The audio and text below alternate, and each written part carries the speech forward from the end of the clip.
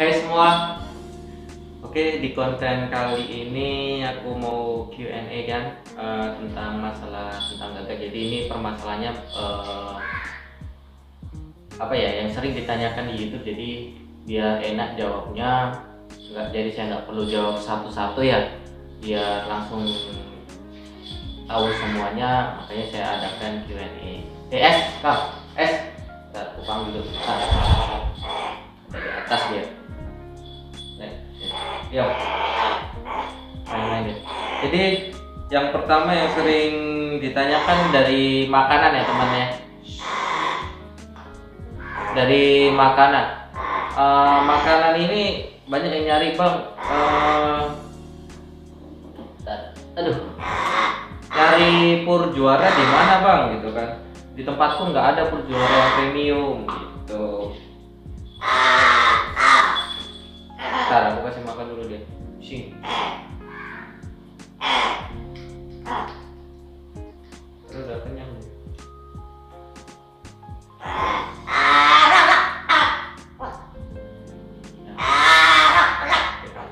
Kacau. Jadi nyari pur juara di mana bang? Tempatku nggak ada nih pur juara yang biasa atau yang premium atau yang merek pur juara, nggak ada.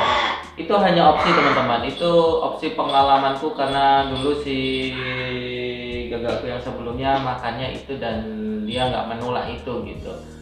Kenapa saya menggunakan yang premium? Karena dia pur itu untuk binatang-binatang yang burung yang sifatnya omnivora ya.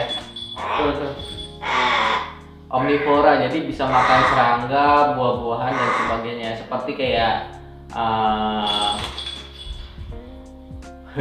seperti kayak ini apa namanya, kacar makan serangga juga kan. Terus si apa murai batu, kau dia mau ganggu makhluk hidup lain deh.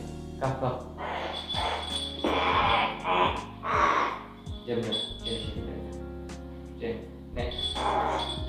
jadi seperti murai batu yang makan serangga dan gagak pun juga bisa makan serangga. Makanya aku sangat rekomendasikan terbang lagi nih.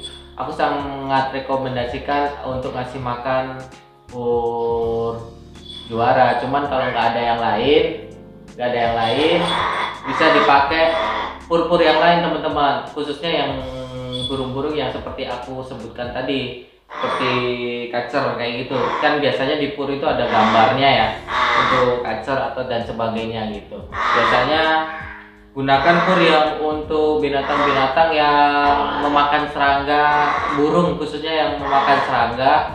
Nah, jadi kandungannya biasanya ada kandungan serangganya, itu protein untuk gagaknya karena gagak juga makan serangga gitu. Nah, yang untuk opsi kedua biasanya aku kasih pur ayam bang, mau dia. Bisa juga teman-teman dikasih pur ayam. Cuma gini loh, pur ayam bagus. Cuma kalau bisa jangan monoton dikasih makanan pur ayam aja, karena pur ayam ini terbuat dari biasanya dari biji-bijian dan tepung ya. Jadi protein hewaninya atau serangganya sangat kurang. Jadi kalau bisa dikasih makanan lain selain pur ayamnya gitu. Semua dikasih telur ayam yang direbus atau daging atau serangga seperti jangkrik dan sebagainya. Terus yang opsi kedua ini teman-teman ya, untuk makanannya ya. Untuk opsi kedua untuk makanannya usil dia lagi aktif-aktifnya. Untuk opsi kedua makanannya bisa dikasih cat food teman-teman ya. Cat food. Kenapa sekarang saya kasih cat food? Karena berawal dari ownernya si sebelumnya, jadi dia udah terbiasa memberikan cat food dari kecil, dari baby dia udah diberikan cat food basah. Ini sama-sama aja.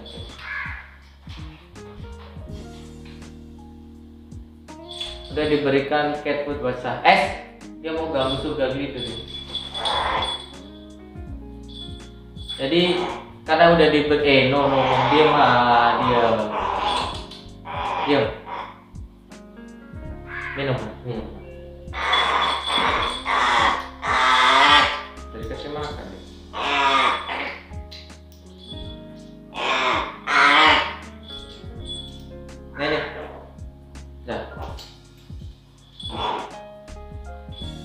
Jadi dari owner lamanya udah dikasih cat food basah, jadi gitu teman-teman. Karena faktor kebiasaan, kalau dikasih makanan yang lain biasanya ya dia bakal muntahin. Awalnya dia juga dikasih food juara malah dimuntahin teman-teman. Jadi ya gitu. Untuk pemberian makan, coba tanyakan dulu ke owner sebelumnya dikasih makan apa. Nah, kita kasih makan yang sebelumnya owner lama lakukan, baru nanti pelan-pelan kita rubah pola makanannya ya. Dia pertamanya dikasih cat food merek Bolt. Kutanyakan ternyata dikasih cat food Bolt yang dibasahin, direndam sedikit jadi agak lembek kan. Akhirnya dia mau, terus beberapa kan jatuh kan.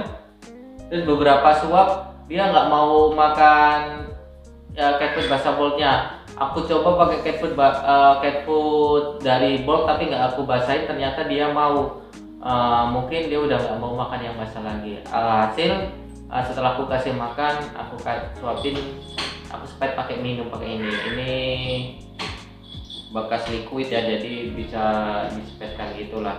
Boleh pakai yang kayak suntikan itu, yang khusus untuk nyepet burung boleh juga, sama aja. Terus setelah beberapa hari baru aku ganti dengan merek Boltnya. Kan aku tuh terlalu gak suka Bolt karena ukurannya terlalu besar ya kalau basah ya. Mungkin bakal saya perlihatkan nanti bentuk Bolt kayak gimana gambarnya kalau saya dapetin gambarnya ya. Terus akhirnya aku ganti karena Bolt terlalu besar dan terlalu amis teman-teman, yang baunya amis sekali sumpah. Baunya kayak ikan lah pokoknya, ikan yang udah hampir apa ya namanya ya, namanya ikan ya, kalau udah satu hari kan amis gitu kan. Nah baunya kayak gitulah, udah amis sekali. Terus aku ganti dengan Oricat. Jadi makanan kucing juga merek Oricat. Aku pakai sekitar 2 minggu, sebenarnya bisa untuk 1 bulan 1 kilo karena aku sering ngasih kucing-kucing liar makanan, jadi ya hasil nggak 1 bulan cepat habis gitu.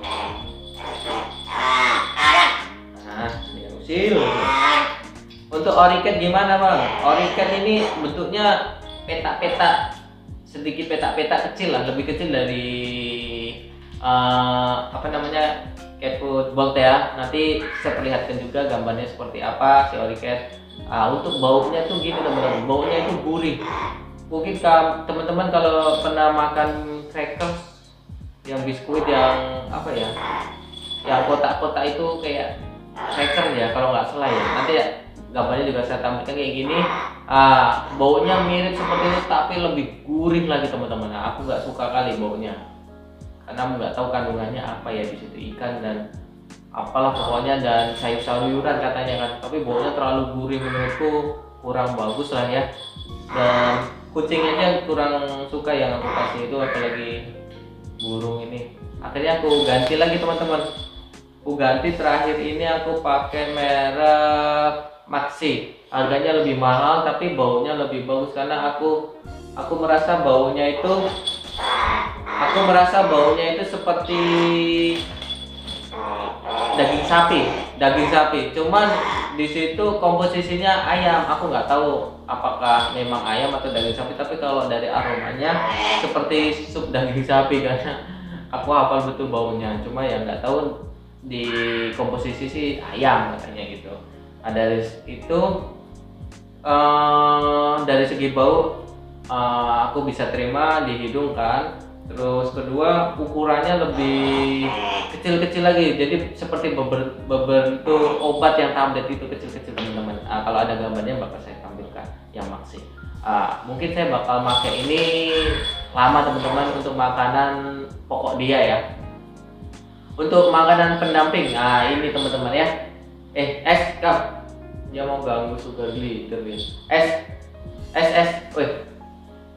Untuk makanan tambahan untuk selingnya, biasanya si es ini aku kasih daging teman-teman ya, daging ayam, daging sapi, ikan dan sebagainya lah itu. Dan serangga itu dari ulat. Kalau aku nggak pakai jangkrik, tapi kalau teman-teman mau pakai jangkrik itu boleh juga ya, boleh juga pakai jangkrik. Kalau aku pakainya ulat Jerman karena dari apa ya namanya ya, dari ukuran lebih gampang, pokoknya dari ukuran nggak sebesar jangkrik-jangkrik, terus penyimpanan lebih mudah ya. Mungkin di video saya udah pernah saya perlihatkan, penyimpanannya cuma di kotak kecil. Nah, penyimpanannya cuma di kotak kecil seperti ini. Nah, dia suka kali sama ulat Jerman. Kita kasih aja biar nggak bising. Nah, oh dia makan ulat Jerman, teman-teman. Boleh tiap hari nggak Bang ngasih makannya? Boleh. Ulat Jerman boleh dikasih tiap hari, tapi ada tapinya ya. Takarannya harus dikontrol teman-teman ya, karena ini protein tinggi sekali ya, jadi dikontrol. Jadi kalau aku sehari kan dia makan 2 kali sampai 3 kali ya, jadi pemberian ulat Jerman ini hanya untuk tambahan. Jadi sehari cuma sekali, sekitar 20 ulat Jerman, sampai tergantung ukuran ya, 20 sampai 30 ulat Jerman gitu. Biasanya sekitar 20-an aja aku. Terus ulat Hongkong pun bisa, cuma ulat Hongkong karena ukuran terlalu kecil untuk dia. Nah, kasihan, susah dia makannya. Biasanya jadi kayak dilepeh-lepeh gitu karena susah makannya kan. Bisa bising.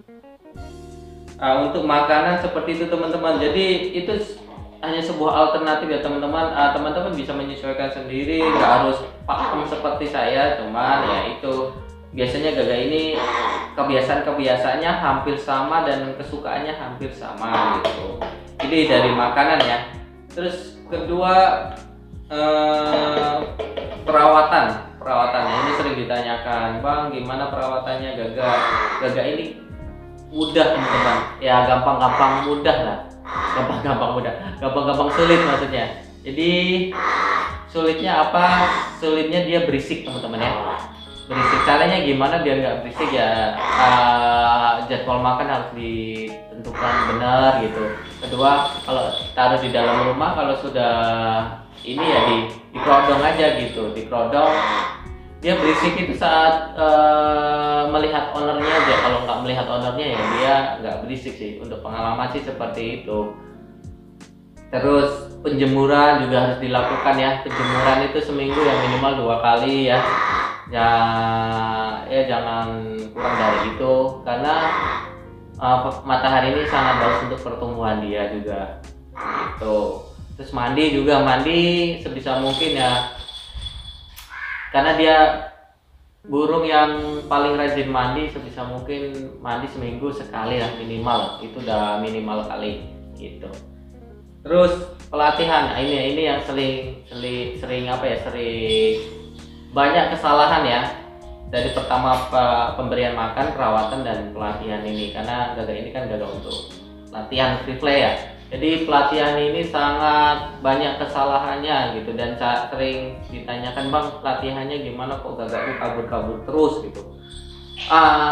Gini teman-teman ya, jadi untuk pelatihan ini Gaga ini sedikit berbeda dengan paruh bengkok ya. Paruh bengkok, Gaga ini kecerdasannya itu lebih step by stepnya itu lebih terlihat daripada paruh bengkok. Kadang paruh bengkok ini cepet pintarnya, kadang gitu kan. Kalau Gaga ini enggak, jadi dia pas masa kecil itu nggak terlalu pintar, pas baby ini nggak terlalu pintar.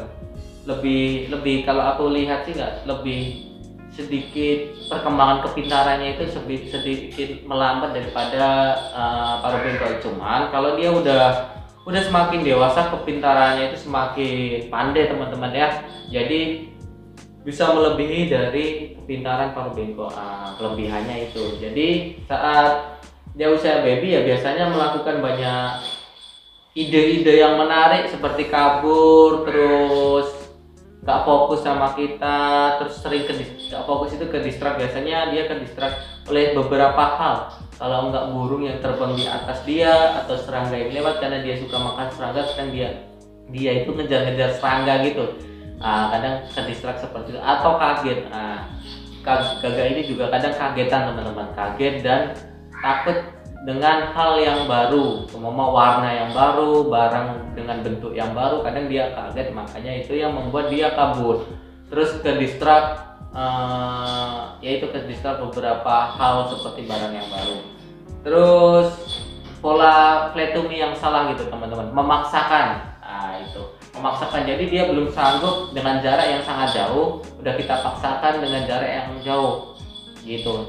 Ada yang bilang, bang gagangku udah bisa fly to me 10 meter kok, tiba-tiba kok dia belok naik gitu kan, nyangkut escape gitu. Itu wajar teman-teman ya. Jadi kalau sudah seperti itu dilakukan lagi masih seperti itu, kita kembali lagi ke jarak yang lebih dekat lagi biar dia fokus dulu. Jadi jangan malas untuk kembali lagi ke pola yang sebelumnya atau latihan sebelumnya gitu. Cuma ini si S ini udah sampai 15 meter di mungkin di video saya sebelumnya hasil, tapi kadang dia setting ke distract, aku latih di luar, aku kembalikan lagi kok itu ke pola latihan cuma 5 meter sampai dia benar-benar fokus gitu. Lagian dia usia itu baru 4 bulan jalan ke 5 bulan ya, lidahnya udah mulai menghitam. Jadi ya sabar aja, nanti usia-usia 6 bulan akan jadi kok. Nanti kita lihat aja ya progresnya. Biasanya gagak-gagak ini bagus di usia 6 bulan gitu. Setelah pola latihan fly to me udah jaraknya dengan yang bagus, kita mulai dengan bumerang. Bumerang pun sedikit agak lama teman-teman ya. Bumerang ini kalau bisa dilakukan lebih dari seminggu ya, 2 minggu, bahkan kalau bisa 1 bulan biar benar-benar dia ini polanya itu dengan latihan itu paham, memutar mau belok gitu. Bumerang itu fungsinya untuk melatih burung itu mau belok saat terbang, jangan lurus terus. Nah, kalau lurus terus alhasil ya escape teman-teman ya, karena dia nggak tahu belok. Kalau bumerang ini melatih untuk belok. Gimana kok bisa belok ya? Karena pola fly to me, kalau dia udah fly to me selalu fokus dengan kita terbangin kemanapun dia akan selalu kembali lagi ke kita. Nah itu fungsinya dari fly to me itu.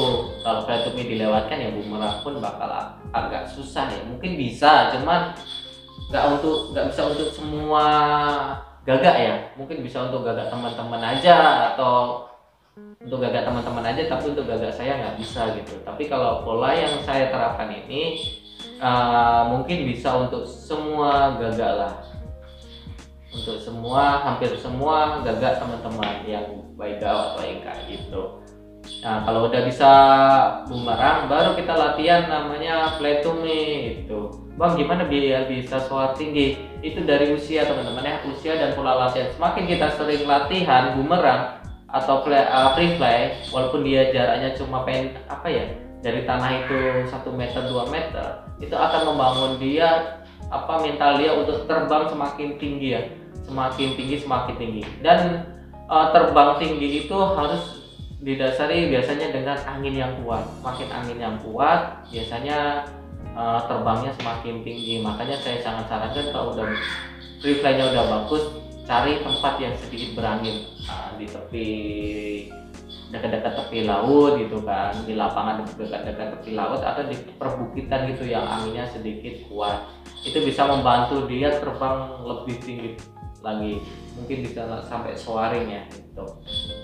Coba soaringnya nggak seperti elang ya teman-teman, yang benar-benar merantangkan sayap tanpa ngepak. Kalau gagak ini masih sedikit merentangkan sayap tapi sedikit ngepak, tergantung dari kekuatan angin, karena dia tipe terbangnya nggak seperti elang ya, walaupun sama-sama bisa soaring gitu. Biasanya dari situ. Terus kedua fly to me yang salah teman-teman, ini banyak saya lihat dari video-video kawan-kawan saya yang fly to me nya salah. Jadi posisi semua ini posisi tiangnya ya, tripodnya ini posisi tripod ini kita posisi di sini. Kita panggil dari posisi di sini kan, dia gagaknya dari tripod sebelah sini. Saat dipanggil kita mundur-mundur teman-teman. Habis manggil, karena dia jaraknya dekat, biar terbangnya agak jauh, si ownernya mundur-mundur gitu pas habis manggil. Jadi gagaknya terbangnya ngejar gitu. Itu salah teman-teman. Untuk permulaan itu salah, karena gagak ini saat mau terbang dia itu bakal mengukur jarak dan kepakan sayap teman-teman. Itu yang kadang sering bikin escape. Jadi kejauhan, alhasil dia turun ke bawah atau belok atau naik ke atas itu, karena dia tadinya fokus ke jarak 1 meter tiba-tiba ditambah jadi 2 meter mundur gitu. Dia kaget teman-teman, nggak siap, karena karena usia yang belum matang, gaya terbang atau pengalaman terbang belum matang, makanya akhirnya dia nggak siap dan itu yang bikin escape. Jadi kalau bisa latihan, kalau udah memang jaraknya 1 meter pas kita manggil ya udah diem aja ownernya, nggak usah mundur-mundur. Nanti kalau mau menambah ya pas gagaknya masih ada di tripod, baru kita tambah jarak ke 2 meter, baru kita panggil dan kita diam, gagak nyamperin. Nanti kembali lagi ke tripod, gagaknya kita balikin, mau kita tambah ya kita tambah dulu sebelum kita panggil 3 meter, baru kita panggil gitu, dan seterusnya. Jangan mundur-mundur, itu salah, kecuali gagak kita udah jam terbangnya udah tinggi, udah bagus. Terus keempat ya dari latihan. Terus pointer ini sangat penting ya teman-teman ya. Pointer sering ditanyakan, bang bisa pakai pointer warna apa dan sebagainya. Pointer itu warnanya bebas saja teman-teman. Teman-teman mau pakai hitam, mau pakai putih, kuning, hijau, merah, abu-abu, biru, itu nggak masalah. Cuman kalau aku memang lebih suka warna yang sedikit mencolok daripada lingkungan sekitar di alam gitu, makanya aku pakai warna merah. Dan tripod ini juga pentingnya untuk apa? Untuk melatih dia, kita taruh flat to me biar dia nggak terbiasa di tanah teman-teman ya. Jadi selalu di tripod atau di tangan kita atau di badan kita gitu. Jadi saat dia di samping itu, saat gagak kita terlalu capek untuk refleks, kita nggak panggil, dia jadi nggak escape teman-teman atau nyangkut. Jadi dia bakal langsung mendarat sendiri ke tripod gitu. Fungsinya tripod itu saat kita nggak tahu gagak kita udah capek tapi kita paksakan untuk masih nge-lap ya, muter refleksnya. Fungsi tripod itu. Terus baju fungsinya sebagai penanda, dia lebih paham apa ya, lebih mudah melihat kita dari kejauhan, mungkin dari sekitar 500 meter dia lebih gampang memahami oh itu ownernya, karena mukanya kan nggak terlihat kalau dari jarak yang jauh ya teman-teman, karena gagak ini bukan elang, jadi matanya itu bukan setajam elang. Jadi untuk membedakan jarak yang jauh dia bisa dengan warna gitu. Biasanya dia bakal melihat warna baju dan ciri-ciri, dia akan terbang di atas kita teman-teman kalau melihat kita, tapi dia nggak akan langsung turun, dia akan memantau dulu. Makanya kita panggil saat dia terbang di atas kita sama gitu. Jadi dia akan memahami oh itu ownernya, baru dia cek lagi mukanya, kadang muter di atas kita, baru dia mau turun. Biasanya sih seperti itu. Pertama yang dilihat pasti warna baju dulu. Terus kedua fluid itu ada teman-temanku yang pakai fluid. Ini sebagai pointer ya, fluid ya. Keempat sebagai pointer, masuk sebagai pointer. Fluid ini sebagai sarana manggil selain suara kita, karena kalau jauh sekitar jarak 100 meter, 200 meter kita kalau teriak-teriak terus capek lah teman-teman. Makanya fungsi fluid ini sebagai pemanggil burung saat jauh. Dan gunakanlah fluid yang suaranya kencang, jangan fluid ultrasonik. Kalau ultrasonik dia kalau fluid ultrasonik bunyinya terlalu kecil, itu biasanya untuk melatih anjing gitu teman-teman ya, melatih anjing. Untuk melatih anjing, karena anjing kan jaraknya nggak sampai 100 meter kalau untuk ngetrik atau apa dan sebagainya ya. Tapi kalau untuk burung itu terlalu jauh dan nggak akan kedengaran. Saran saya gunakan fluid survival, karena fluid survival ini suaranya lebih kencang. Terus cari bahan yang aluminium semua atau besi semua, sampai dalam-dalamnya itu besi. Ada yang karena dalamnya itu kayu cepat rusak. Terus fluid bola pun bisa nggak bang? Bisa, pakai fluid bola juga bisa gitu. Cuma kan aku lebih suka fluid survival karena bentuknya yang kadang bagus gitu, nggak kayak fluid bola gitu loh. Kecil aja fluid survival itu, mudah dikantongin dan sebagainya gitu, nggak terlalu besar. Tapi fluid bola yang kecil juga ada teman-teman ya. Nah ini kayak gini terbang sendiri, ini fungsi pointer tripod. Terus clicker, boleh pakai clicker nggak bang? Boleh juga, cuma si S ini belum terlalu terbiasa dengan suara clicker.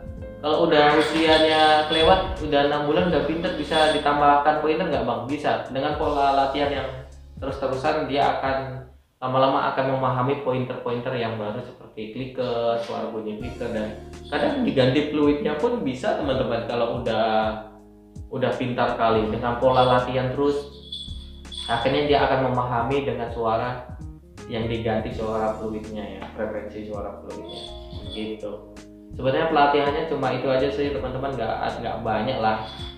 Nah, yang perlu diperhatikan step by stepnya seperti saya jelaskan. Kalau sering dilakukan pasti di usia-usia 6 bulan 7 bulan gagak teman-teman bakal bisa free fly dengan bagus, pasti nggak bakal nyangkut-nyangkut atau ya cuma bisa fly to me gitu. Itu kesalahannya mungkin ya step by stepnya nggak runtut ya, jadi cuma bisa fly to me atau dilihat-lihatkan, dijinak-jinakkan, dipanggil bintang, mungkin jadi cuma bisa gitu ya. Kalau latihannya bagus seperti saya lakukan pasti bisa fly to me terus selalu di hand feed ya. Di hand feed, pola hand feed ini sangat penting sekali untuk mendekatkan kita dengan bonding kita dengan burung kita, jadi dia akan selalu nyari kita gitu. Fungsi dari free fly itu bukan fungsi ya, kunci itu bonding dulu. Bondingnya yaitu dengan cara memberikan makan terus gitu. Terus kesabaran. Nah ini yang terakhir ya, kunci terakhir nomor 5 ini. Owner gagak ini kadang kurang sabar, terlalu buru-buru pengen gagaknya cepat free fly, padahal nggak semudah itu untuk melatih gagak ya. Jadi gagak ini butuh kesabaran, pola latihan yang intens, nggak seperti paruh bengkok beberapa kali latihan cepet terus gampang free fly. Seperti koketil itu usia 2 bulan udah jago free fly dia, apalagi udah 3 bulan 4 bulan wow terbangnya udah kemana-mana, udah cepat gitu. Cuma kalau gagak ini yaitu karena burung yang sedikit besar, apalagi gaok yang sedikit besar, pola latihannya harus intens. Kita harus lebih sabar lagi ya teman-teman, lebih sabar, jangan menyerah, lakukan itu terus menerus. Kalau kita udah melakukan step 1, step 2, step 3, terus di step 3 tiba-tiba ngaco, kita harus kembali lagi ke step 2 ya. Ke step 2 jangan malas untuk kembali lagi ke step kedua. Semua udah bisa bumerang tapi tiba-tiba sering turun ke tanah, kita kembali lagi ke step fly to me, fokuskan lagi dia, selalu hinggap di tangan gitu. Itu aja teman-teman. Untuk yang kelima, kesabaran, kuncinya kesabaran dan konsisten aja. Terus terakhir, peringatan buat teman-teman, selalu berhati-hati paruh gagak apalagi gaok sangat keras sekali, lebih keras dari hengka dan gagak lainnya, kuat sekali walaupun di usia-usia 4 bulan udah sangat kuat dia. Selalu jauhkan dari daerah vital kita seperti mata dan yang sensitif ya, karena berbahaya. Oke, mungkin itu saja. Jika ada pertanyaan tulis saja di kolom komentar, terus di share video saya biar bermanfaat kepada yang lagi latihan handle gagak atau mengajari gagak free fly ya. Semoga bermanfaat. Bye bye. Turun. Gangguin sugar leader kamu ya. Dia kan lagi tidur siang-siang. Kamu ganggu terus. Kelakuan dia sering ganggu makhluk hidup lain. Bye bye.